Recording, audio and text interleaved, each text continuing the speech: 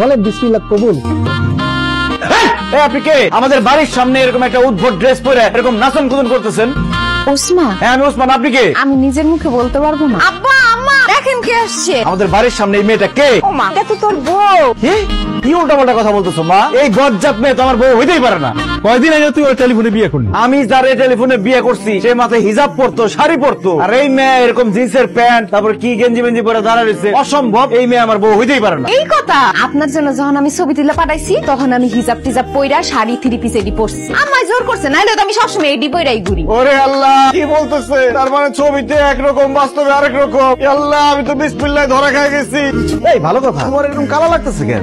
আমার গায়ের রং তো হালকা ডিপ, এর জন্য আমার কালো লাগতেছে। তোমার গায়ের রং কালো মানে? তুমি না আমার টেলিফোনে কইছো যে তুমি মোলার মতো ফর্সা। তোমার আত্মীয় স্বজন মজা করে তোমার সাদা মোলা ডাকে। ওটা তো আম্মা শিখাই দিছে দেখা বলছে, আমি নিজের থেকে বলতে চাই না। বেঈমান মিথ্যাবাদী, আমি পাঠাতে সংসারই করুম না। এগুলা কি কষ্ট? তোবা তোবা, বৌমা কালা দেখে তার সাথে তুই সংসার করবি না, এটা কেমন কথা? আরে মা, সে কালো, আমার কালো বললেই হয়তো। মানুষ কালো হইতেই পারে, আমি সেটাই মাইনে নিতাম। সে আমার কেন মিথ্যা কথা বললো যে সে ফর্সা? আমার মাথার মধ্যে তো সেট হয়ে গেছে যে আমার বউ ফর্সা।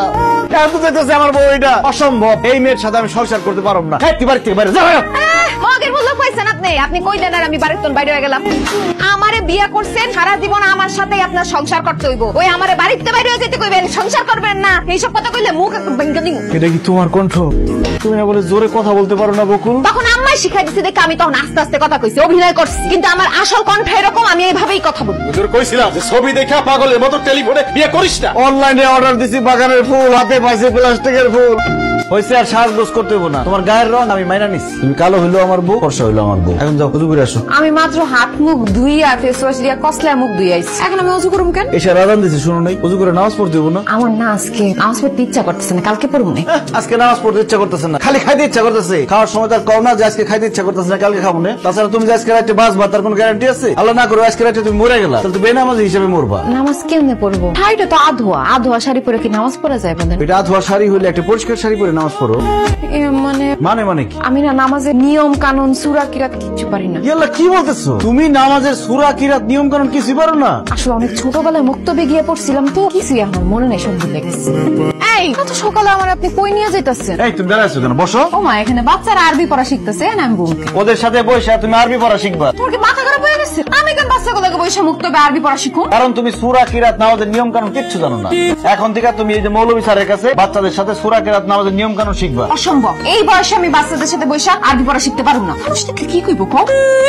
কি হইছে বৌমা? সে তখন থেকে কান্তাছো। আমার কান্দুম না তো কি করু? আপনার পোলা কি করতে জানেন? ভোরবেলা আমারে মুক্তবে লয়ে গেছে ওই ছোট ছোট বাচ্চাগুলোকে আরবি পড়া শিখতে। আম্মা আপনি হাসতেছেন? কি মা, তোমার ঘরে ছেলের বউ থাকতে তুমি এই বয়সে এত কষ্ট করে রান্না বান্না কেন করতেছো? তোমার সব কষ্ট করতে হইব না। বকুল, তুমি রান্না করো। কি আমি রান্না করব? অবশ্যই তুমি রান্না করবা। তুমি যদি রান্না না করো তো বিয়ার পরে কি এই বাড়িতে তুমি ফ্যাশন শো করতে আসছো? মানে আমি কিভাবে রান্না করব? আমি তো রান্না করতে পারি না। ওরে বাটপার, ওরে চিটার, ওরে মিথ্যাবাদী। হাই হাই রে, কেন যে আমি না যাই না বুঝে টেলিফোনে বিয়ে করতে গেলাম, কত বড় ধরা খাইলাম আমি। তাই তুমি জানো না গ্রামের সব মেয়েরা রান্না বান্না করতে পারে? বিয়ার পরে শ্বশুর শাশুড়ি জামাইরে রান্না করে খাওয়া রান্না শেখো না কেন তুমি? আমি আমার আব্বা আমার অনেক আদরের মেয়ে তো, আমার আব্বা আম্মা কোনোদিন আমার রান্না করে ঢুকতে দেয় না, এই জন্য আমি রান্না বান্না শিখতেও পারি না। আদর দিয়ে বান্দর বানাইছে তোমার বাপ মাই, তাই না? রান্না বান্না তুমি পারো আর না পারো, আজকে থেকে তুমি এই বাড়িতে সব রান্না বান্না করবা। কি হয়েছে? এরকম কান্নাকাটি করতেছো কেন? কান্নাকাটি করবো না তো কি করবো? তোমার কথা শুই না রান্না বান্না করতে গিয়া ভাতের মার আমার হাতের উপর পড়ছে, হাতটা পুরো জ্বললা পুড়ে গেল। একদিন রাঁধতে গিয়ে হাত পুড়ে ফেলাইছো। এবার চিন্তা করে দেখো, আমার মা বছরের পর বছর রাঁধে, তাহলে কতবার তার হাত পুড়ছে। একজন নারীর তার সংসারের উন্নতির জন্য এরকম জৈরা পুড়া কয়লা হইতে হয়।